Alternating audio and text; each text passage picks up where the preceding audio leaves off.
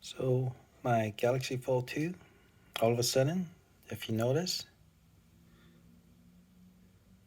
I got air bubbles underneath the screen protector and it's in the center part. Um, this just happened today. I'm not sure why. I'm thinking maybe it's the weather. It's been pretty much dry. It hasn't been out in the rain, but look at this. And this air bubbles were a little bit bigger. It got smaller as it moved around, I guess, but that is a surprise for me. I have not heard of this issue with anyone else.